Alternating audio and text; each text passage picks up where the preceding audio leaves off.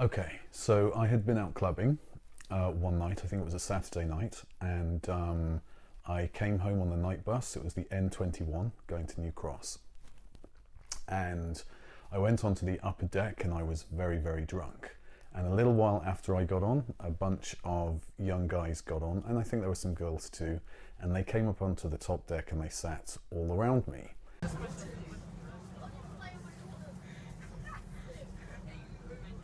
He was, using words like, faggot and queer and stuff like this, and, kind of screaming homophobic abuse at me. So it was definitely a kind of a hate crime.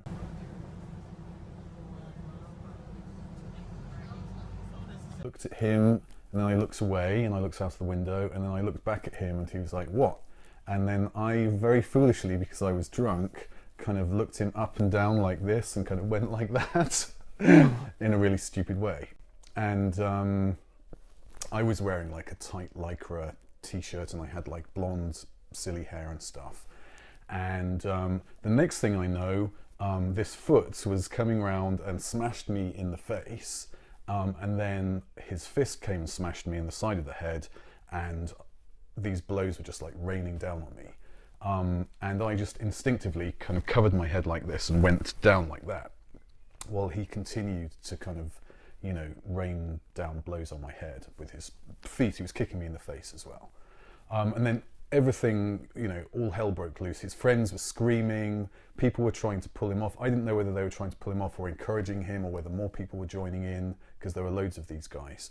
And they were only like 16 or 17 years old. They weren't very old, 18 tops. And this felt like it went on for ages and ages. And then, the next thing I know, he was pulled off by somebody, and I kind of scrambled up and ran out of the bus. I went downstairs to the driver, and by this point my face was streaming with blood. And the driver stopped the bus straight away. The kids came from downstairs and ran out into the street, and a few minutes later the police arrived. Somebody had called the police. And I got into a police car, and they drove me around. They drove me around the corner. They said they'd stopped some kids who matched the description I'd given them. And from across the street, I identified the guy who I thought had done it. And yeah, I went to hospital, and they took a statement from me and so forth.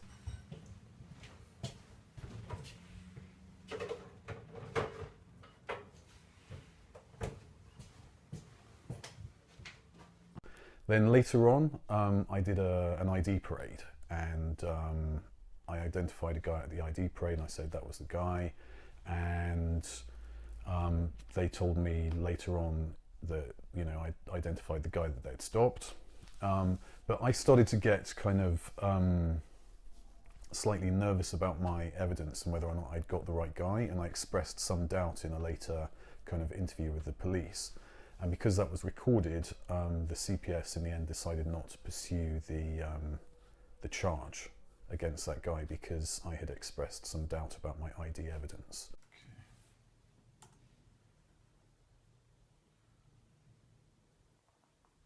So it was very dark when I saw them from across the street and identified them in the street. So the case was dropped.